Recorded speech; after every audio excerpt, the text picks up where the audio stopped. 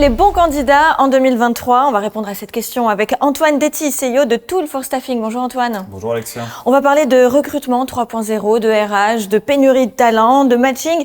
Alors, le recrutement 3.0, est-ce vraiment une solution pour les RH? Est-ce qu'ils arrivent aujourd'hui à s'emparer du 3.0 pour recruter?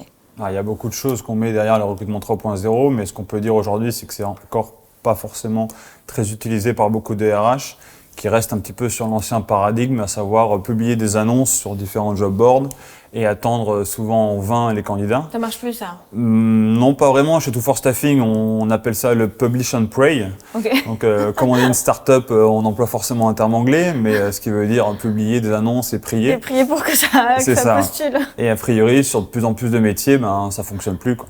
Ok. Alors, on va essayer de voir quelles sont les autres solutions, parce qu'on parle beaucoup de pénurie de talent. Comment on peut exploiter plus efficacement le temps des recruteurs, justement, Alors nous, la pénurie de talent, c'est un terme justement sur lequel on essaie de ne pas être tout à fait d'accord avec ça. Pénurie, c'est vraiment quand on manque complètement de quelque chose. Les candidats ne sont pas tombés dans un trou, hein. Ils sont toujours là.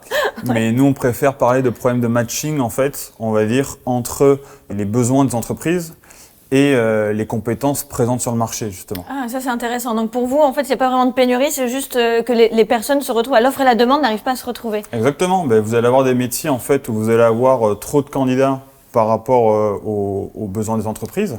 Donc là, forcément, ça va créer du chômage. Donc ça va être des métiers... Comme quoi, tout ce qui est opérateur dans le textile, juriste en entreprise. Ça va vous intéresser. Le premier métier, en général, qui est atteint par le chômage, c'est journaliste. Ah, ouais, génial. Donc vous serez comme ça. Voilà. Et de l'autre côté, vous avez des métiers où, au contraire, il y a trop d'offres par rapport aux candidats présents sur le territoire. Donc ça va être, le plus classique aujourd'hui, ça va être développeur, programmeur par exemple.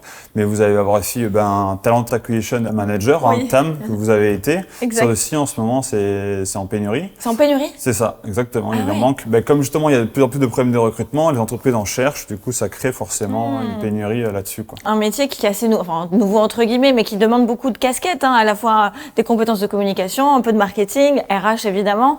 Mais c'est vrai que c'est un métier assez complet.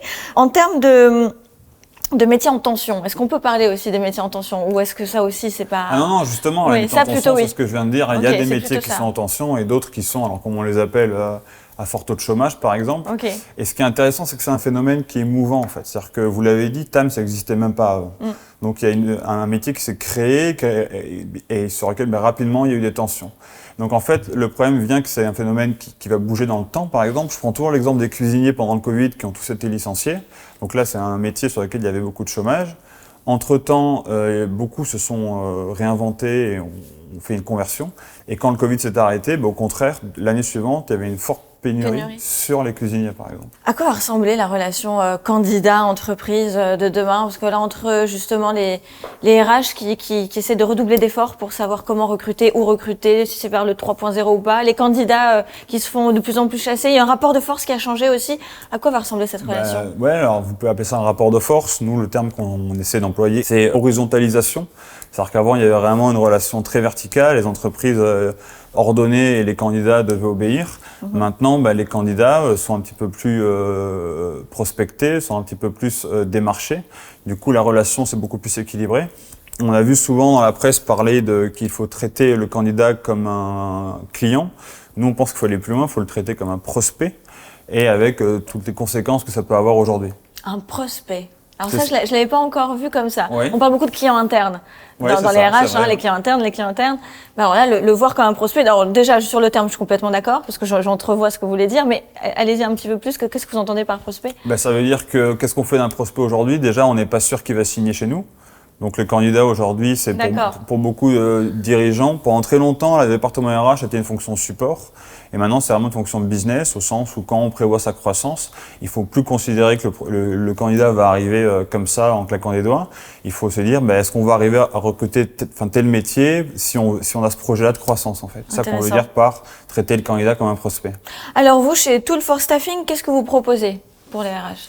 Alors nous, chez Tool for Staffing, justement, on va faire la jonction. On se présente comme étant un talent prospecting software. Donc j'insiste, je suis désolé, on met beaucoup de termes anglais, on est une start-up, ça fait fashion. Donc un logiciel de prospection de talent. Donc aujourd'hui, la plupart des logiciels sur le marché sont ce qu'on appelle des ATS. Je vais expliquer ce que c'est. Donc Applicant Tracking System. Et Applicant, pour le coup, justement, c'est un candidat entrant. C'est celui qui va de lui-même postuler. Donc ça, nous, on va l'intégrer dans notre outil, mais on va aller beaucoup plus loin parce que sur certains métiers, il y a quand même des gens qui postulent, faut pas l'oublier. Mais comme on l'a dit au début de l'entretien, sur beaucoup de métiers, les gens ne postulent plus, il faut aller les chercher. Exact. Donc nous, ce qu'on va intégrer, on va dire, il y a 3 axes.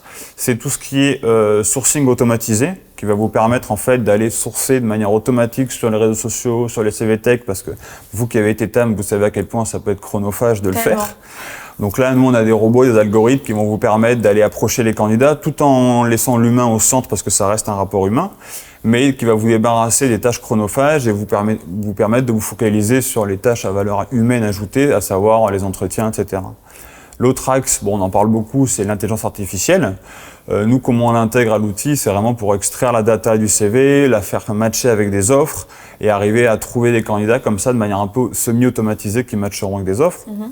Ou à l'envers, dans le conseil, ce qu'on nous demande beaucoup, c'est le contraire. J'ai un candidat, je vais chercher sur le web ou dans ma base des offres qui peuvent matcher avec ce candidat. Parce qu'il y a aussi d'autres systèmes dans le conseil qui sont un petit peu inverses. Et troisième axe, donc je vous ai dit tout ce qui est sourcing automatisé, l'IA qui permet de capitaliser sur votre base. Et troisième, c'est l'expérience candidat. On disait que les candidats étaient des prospects. Maintenant, ils s'attendent à être traités comme tels. Donc, ils vont besoin d'avoir accès à une interface, à une expérience qui va être différente. Ils ont accès à leurs data, ils peuvent les modifier. Ils ont accès à l'état de leur candidature. Donc voilà, ils sont demandeurs d'un peu de transparence, de pouvoir faire eux-mêmes certaines choses, mettre à jour leur CV, mettre des vidéos en ligne, etc. Et c'est là-dessus où nous, on va proposer cette interface premium pour les candidats aussi.